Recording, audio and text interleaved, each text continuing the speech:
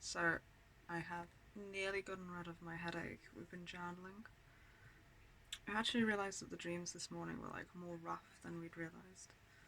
And I get why as well. And that they had more of an impact than I'd realised. But even before I realised that in journaling now, I'm really fucking proud of us for journaling now to realise that. And I'm really fucking proud of us for how I regulated through that without realising what was happening. And the dreams we had last night were like all very much about how it feels to be so disconnected in our family. Like I can see I can see where the dreams were from real memories, with the feeling being the same and the situation kind of being the same. For times when like we were really alone and really needed support and our family just weren't there, and didn't seem to have any interest or any acknowledgement of like what we were going through or any attempt to have it. And I can see where we were always there for each other in here and where we did have each other's backs and did always support ourselves and each other. And then I could see how the setting of the dream was like going back to this one time and this place in childhood where we'd gone to this like big court type place. I don't actually know what it was or where it was, but we'd gone to like this big grass courtyard place with a mansion that you could walk around the grounds or something, and we'd gone with our cousin and our aunt and our mother and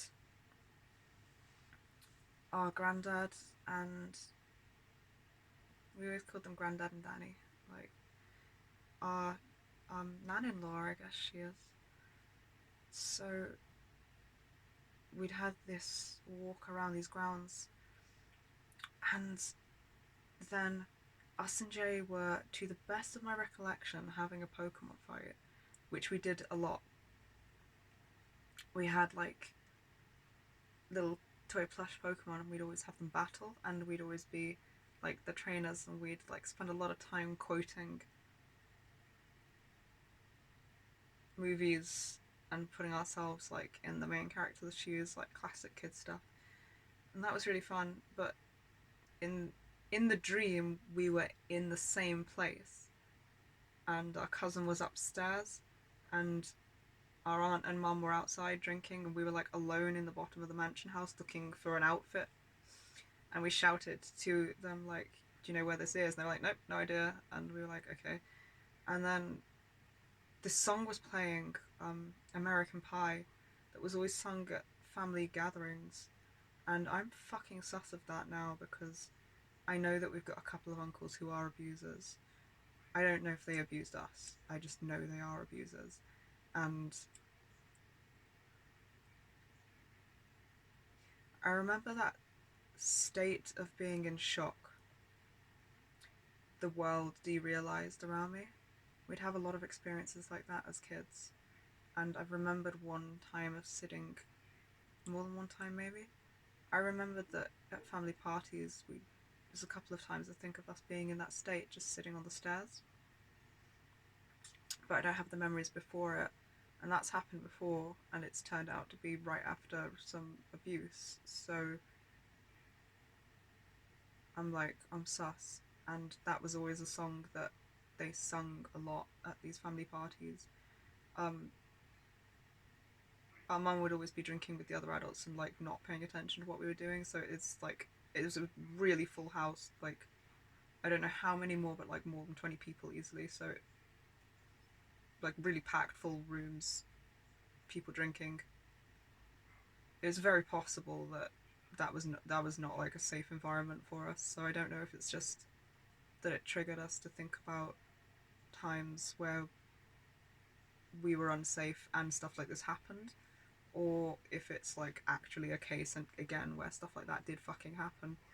Either way, it's fucked, and once again, we are let down by all of the adults around us to even be able to consider this could be yet another fucking time when we were abused. So the fact that in the dream that was the song playing, I think is relevant. I woke up thinking a lot of stuff and like about all of these different memories and about like tons of fucking shit. And I didn't realize that I was thinking any of it. I woke up and felt very disconnected this morning and very like out of it. I'm just very numb. And then I had these strong emotional reactions to stuff that has gone on throughout the morning.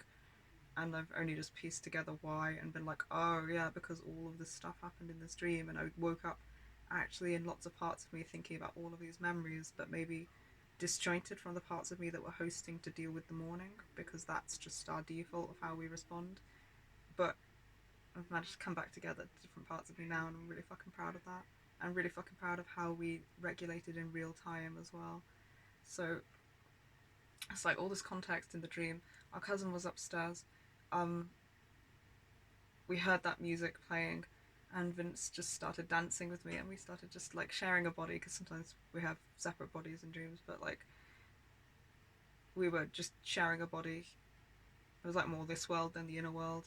Hard to explain, I guess, but we were dancing together, and I felt a lot less alone, and it was a lot more like being seen and cared for.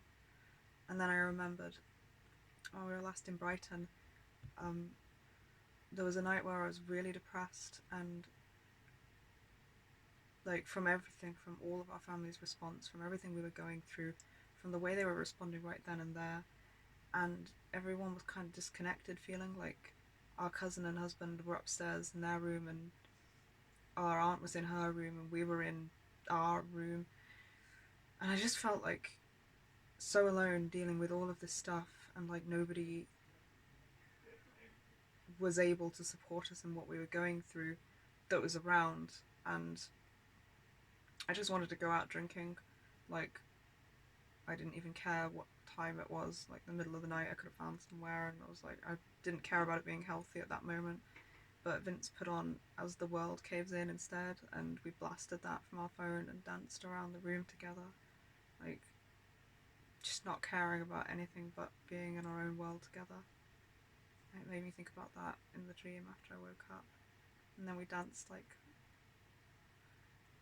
through the house, around the kitchen to our playlists.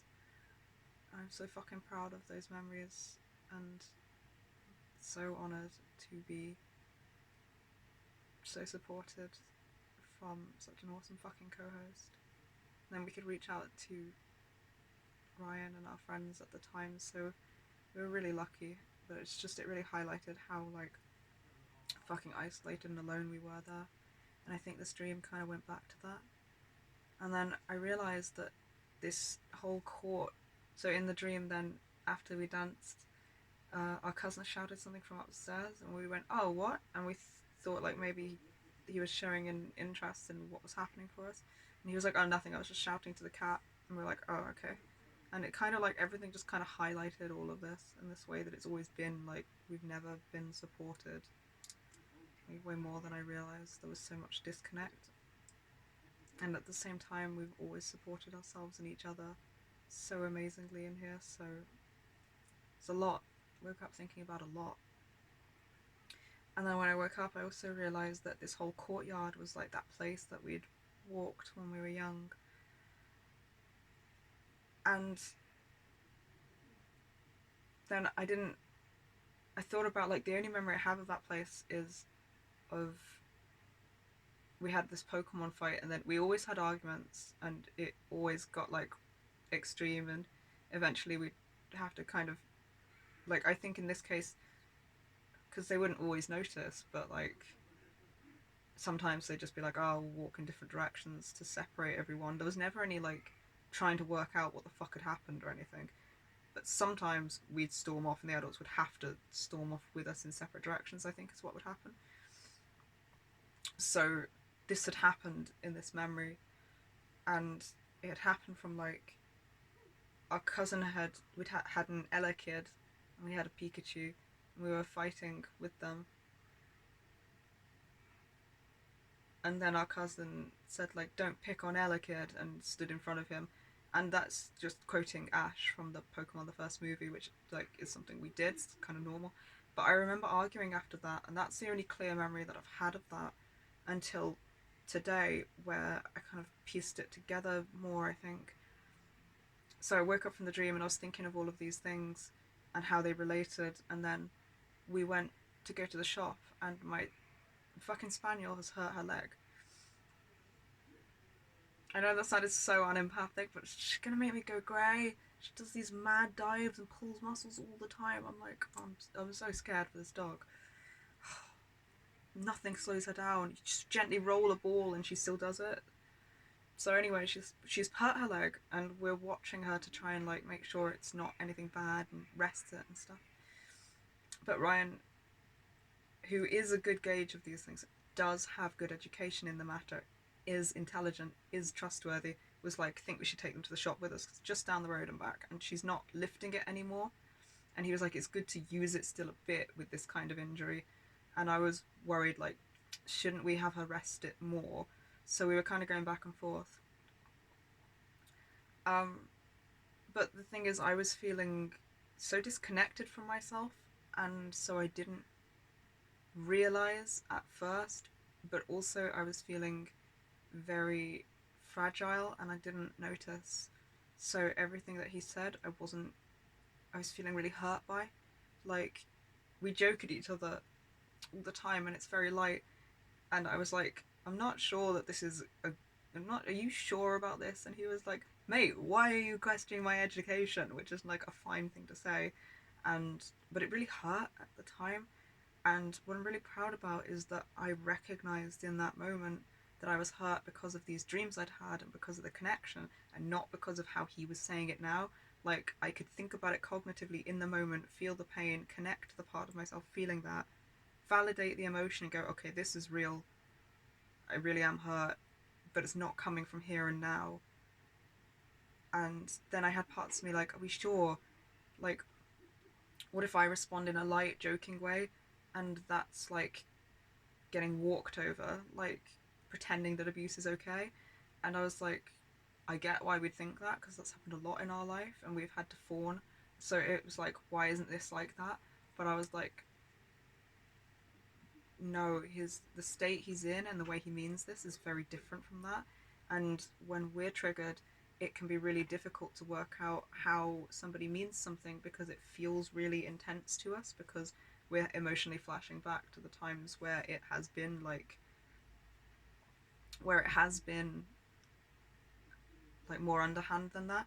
So I was really impressed with the ability to like feel what we were feeling, reconnect parts of me, work out where it's coming from, reassure us that it's not about what's happening now, know that I'm right in doing that, even though I completely understand why trying to say that feels like gaslighting ourselves and allowing abuse, because it's like trigger on top of trigger, but reassurance on top of reassurance for each trigger. So I was keeping up with it and keeping connected to myself and being able to be aware of where what was coming from and reassure other parts of me and go, like, feel what we're feeling, not push it away, and then also go, no, I'm sure.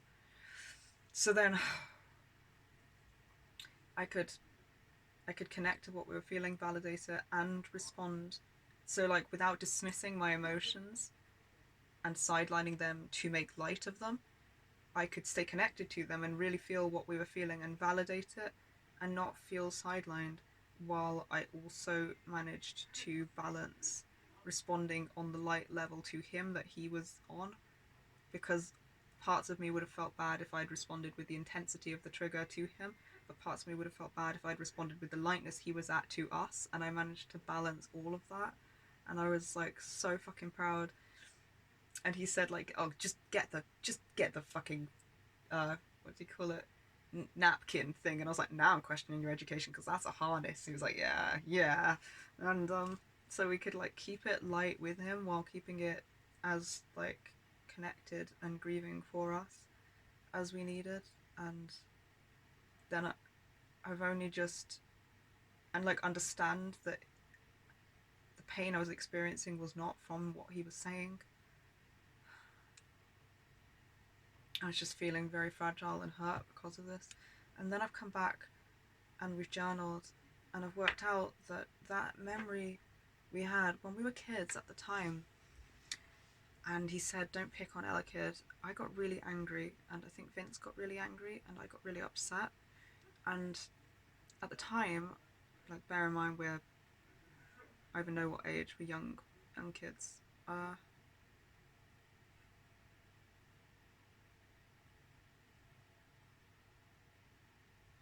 want to say anywhere from like 6 to 8, maybe.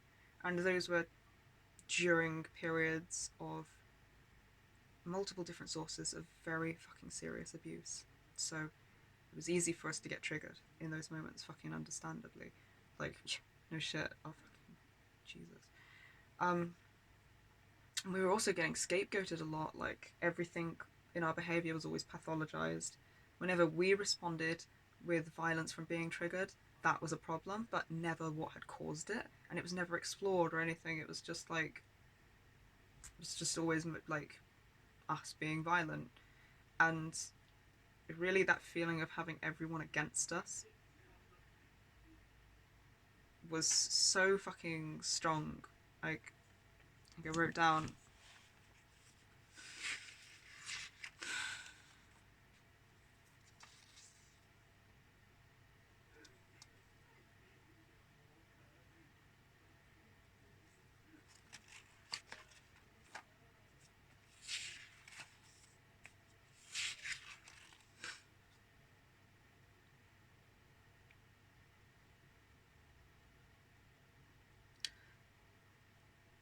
feeling exiled, abandoned, overlooked, ignored, blamed, outcast.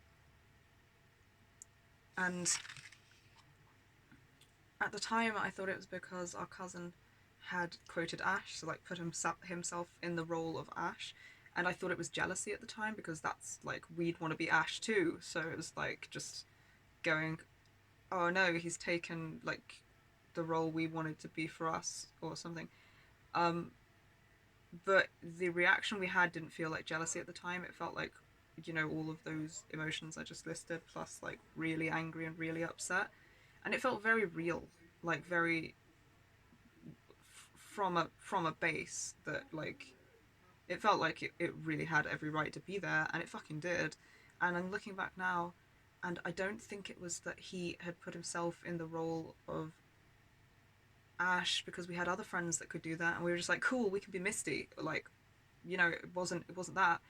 I think it's that Ash says that to Mewtwo, who is the villain.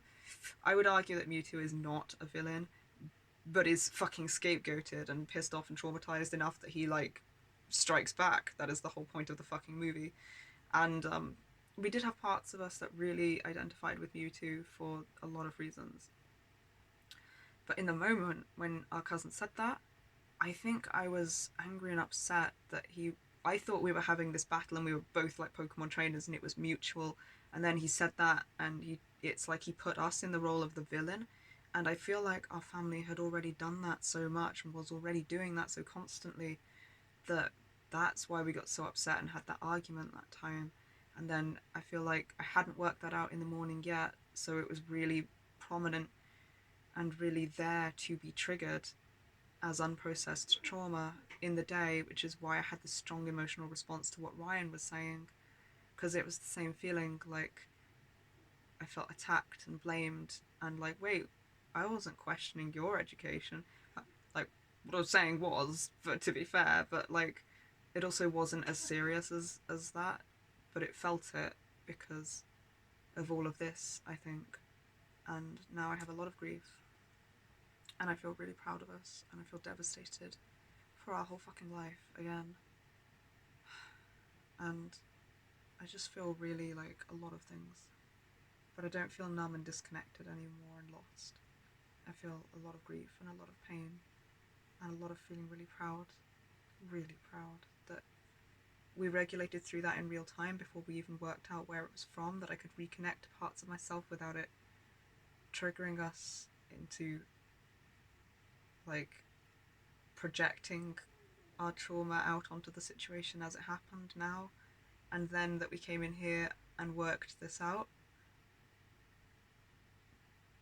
And I feel like it's much more processed or being processed now than unprocessed, lingering to be projected onto the here and now. I'm really fucking proud of us for that.